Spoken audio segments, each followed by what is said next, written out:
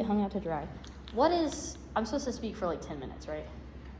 Yeah, exactly. And then it's just the arrows on your keyboard for More people. big home. Okay, cool. Awesome. The arrows on the keyboard here, right? Yeah. Awesome. Okay.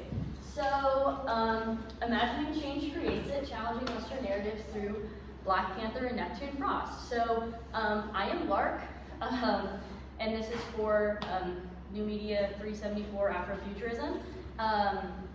And speaking of Afrofuturism, the first thing that I want to do is talk about the definition of Afrofuturism and the core tenets of it in the context of my presentation here. So the first one is going to be science fiction.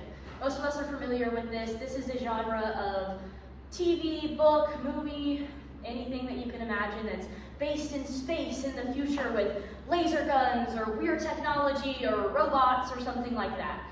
So that is defined by the futuristic technology and settings, typically involving some sort of advanced science or something like that. Another really important element is going to be Afro mythology. So these are legends and fables from African cultures. So this is talking about digging back into the roots of African people, into what they originally believed, into what they continue to believe, bringing in their culture, bringing in their identity, bringing in things that are important to them in their past. And that is a really, really key element of Afrofuturism. That is the Afro part of Afrofuturism. This is also where we find that this centers around people of color and Black people specifically in this genre. One of the most important tenets of Afrofuturism, according to Atasha Womack, who wrote the book for this course, is imagination, the ability to create, to dream, to make a world that doesn't exist in the world that we live in, to build something new. And that's incredibly important to Afrofuturism because Afrofuturism is about imagining a future in which Black people are more represented, are more seen, and are just more respected, which goes into liberation. The final element of Afrofuturism is liberating yourselves from the stagnant reality we live in, from the dark world that we have been born into, and liberating yourself from social, political, those sorts of barriers. And so, Afrofuturism well, that's the wrong button. So that ties into the thesis, which is that representation throughout Black Panther and Neptune Frost are integral for inspiring an autonomous identity within people of color that allows them to create social change by challenging Western narratives. So that's a really long sentence. Let me break it down for you. So Black Panther and Neptune Frost are two movies. Black Panther, everybody knows it's a Marvel movie, the first Marvel movie with a Black protagonist. Neptune Frost is a smaller movie that was originally produced in Rwanda that is also based around a group of Black people. They're both science fiction, they're both Afrofuturist, and I intend to compare these two pieces of media to be able to talk about how representation throughout these sorts of media in different ways can create an identity that allows people of color to push for liberation into the future because they are inspired by the protagonists that they see in these films, the imagination that they see in these films, the world that they see in these films that does not yet exist for them. So in order to break down these films, let me introduce the films first. So Black Panther, it was made in 2018 by Marvel Studios. It follows the plot of Black Panther, or T'Challa, who is the leader of Wakanda, and he is also a superhero. The suit that you can see he's wearing, this is the movie poster, the suit that you can see he's wearing here is super protective. It has a bunch of technology built into it to help him, as well as this sort of sacred flower to the people of his city of Wakanda that he consumes that gives him superpowers. And so that is both science fiction and Afro mythology built in, even though that Afro mythology is fictional for this world. The other movie, which people are much less familiar with, is Neptune Frost, which was released in the United States in 2021. It's produced by Swan Studios, which is a smaller production company that's not based in America.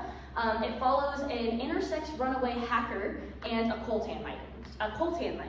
So intersex, if you didn't know, is somebody who presents with multiple sexual characteristics, secondary sexual characteristics, and so that can be everything from looking like a woman and having the wrong chromosomes to having odd-looking genitalia, having high levels of testosterone in a woman, things like that. And so it forces you to misalign from the sexual boundaries that we put up in our society, which ties into the intersectionality that is presented within Afrofuturism, which is incredibly important. And then coltan is a made-up substance. It's a powerful material that African miners in this world are forced to mine in dangerous conditions, similar to those that we see in old America throughout slavery. So there's obviously parallels driven there. Now, in order to compare these two films, I'm going to look at 4 elements of them. So first, I want to look at the context of the film. The budget of the film, the place it was filmed, those are incredibly important to talk about the elements of the film altogether. I also want to talk about the directing crew and the casting choices. Obviously, having a film about black people made by a white person is going to be a very different film than a film about black people made by black people. I also want to talk about music. Music is one of the very, very core tenets of Afrofuturism. The Afrofuturism movement started with music like Funkadelic and Sun Ra, and so talking about the elements of music in these films is incredibly important to talking about how they can help create a better future through imagination. Technology, as I talked about before, this kind of ties into the sci-fi of it. How technology is utilized in these films, how it is represented in these films is incredibly important. And then finally, imagination, as I mentioned earlier, this is like the core of Afrofuturism. Being able to imagine a big, brighter, greater, more liberated world, stretching the limits of what you think is possible, and how these films did that is an incredibly important part of comparing them here to make my points. So, first, I'll talk about the context. So Black Panther was directed by a black man, Ryan Coogler, with a mostly black cast. Everybody knows that it starred Chadwick Boseman, rest in peace. But we also had a ton of just other a ton of other black representation. It was mostly filmed in Atlanta with some filming done in South Korea. They had a $200 million film budget. That's incredibly important to note because Neptune Frost did not have a $200 million film budget, which is going to make these films very different. It's also based on a Marvel comic book. Neptune Frost also has black directors and a black cast, though it was filmed in Rwanda and was originally released in Rwandan. They have now like Swahili, French, and English translations, but that's where it was originally released. That was the people it was originally made for, which affects the audience that was intended for that movie. It has a much lower film budget. It actually started as a Kickstarter, and it was based on a 2013 graphic novel by Saul Williams, who is the person who started that Kickstarter to eventually end up creating the movie. Neptune Frost is also much more of a musical, which is important to speak about later. Like I said, the context of these two films is just important to consider going forward because we're looking at things like the production quality of the film, we're looking at things like the resources they had access to for music, for casting, and those can create incredibly large differences. And so it's really important to look at these two films from the perspective that they had different starting places. If I were to expect Neptune Frost to have the quality of Black Panther and all of their CGI and all of their props, then that would be unfair because they did not have that budgeting, they didn't have that support. Neptune Frost was actually only filmed in 30 days, which is incredibly short amount of time. As well as the fact that it was originally filmed in Rwanda. It was filmed in Rwandan, it wasn't made in English, and so it wasn't necessarily intended for a white American audience, which means that there's less palatable themes in this, which is also important to consider. Oh, that's awesome. Thanks for doing that. Please stop. That's all right. You're good. Oh, we fixed it. Let's go. I am a genius, by the way. Okay, so this is where we get into some really, really important stuff. So, music.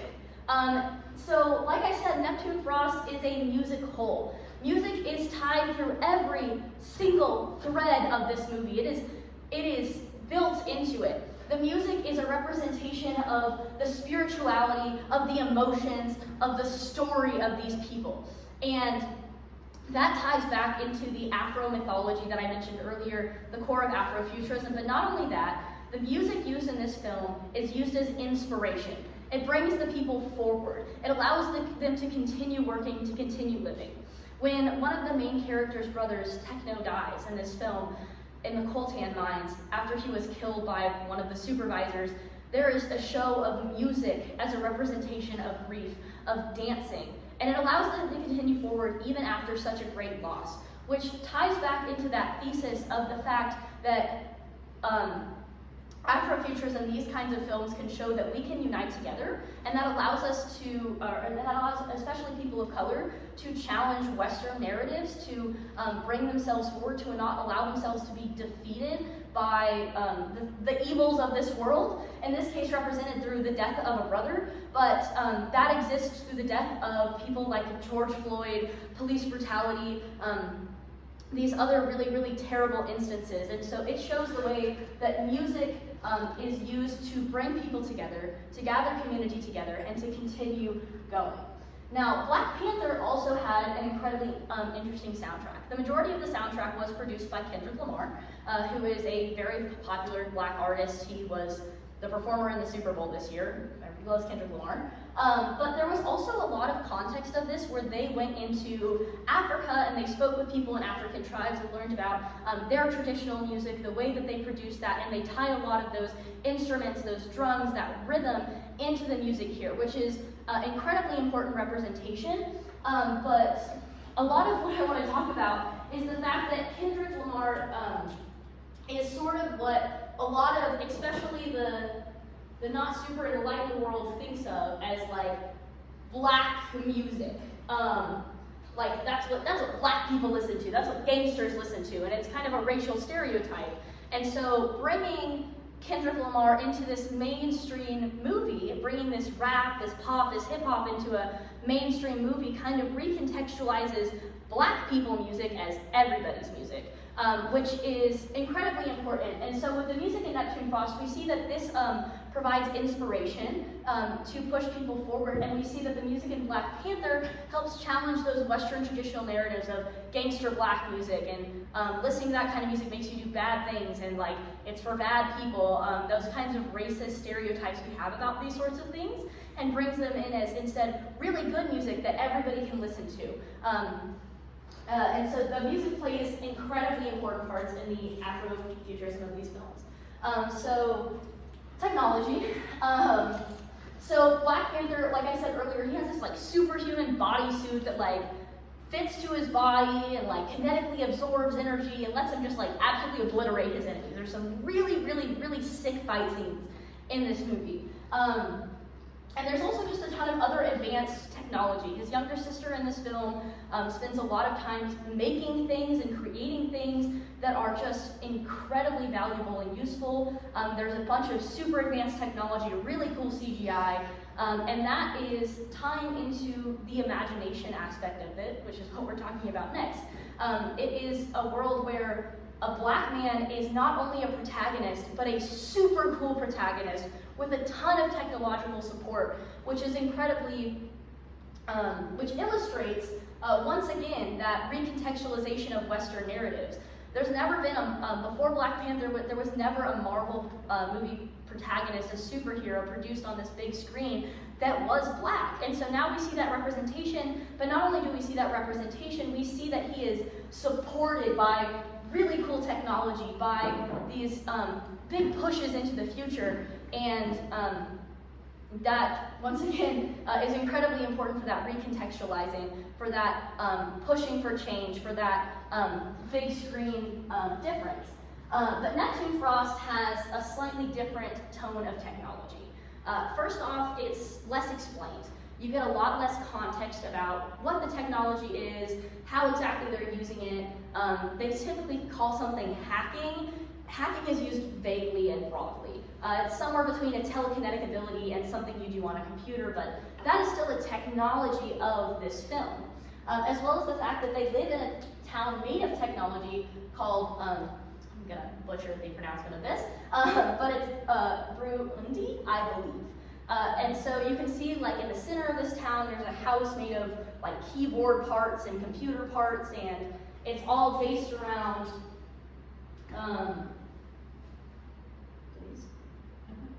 thank you. And so it's all based around technology. You can see it in the very center of their lives, because these coltan miners move away from the coltan mines and they come into this town of technology where they are able to liberate themselves.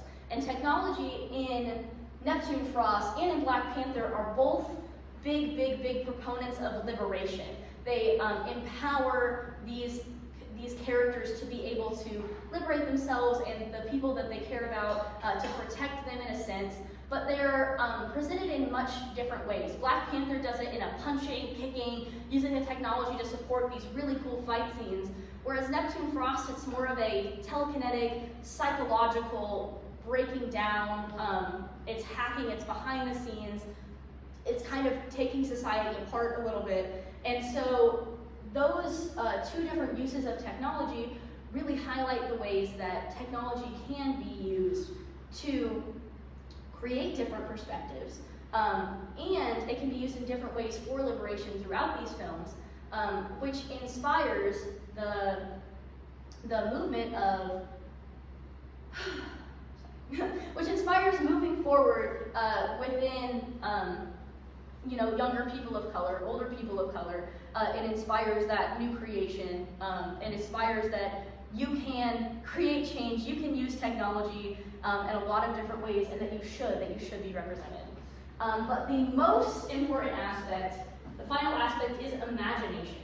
So both of these films allow imagination and creativity to take the wheel, the center of Afrofuturism, and this is where the real change is created. Because the directors of these films, the original writers of the comics, had the imagination to put Black protagonists in sci-fi context in a place where they had not really previously been. Put them on a big screen. And this imagination is where Afrofuturism really shines as a creator and a proponent for change.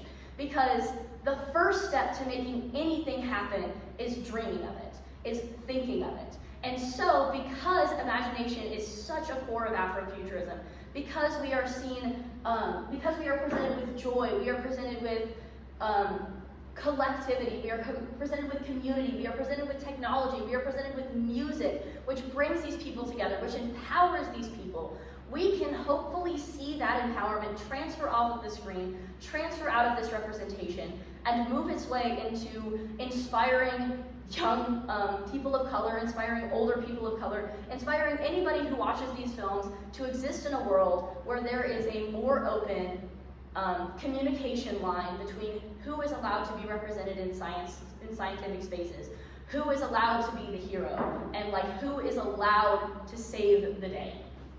And that's so kind of the main point I want to send home here is that representation is incredibly important in film and we've known this. And Afrofuturism is just a tool of representation that is really able to take it to the next level and will hopefully inspire us to bring change.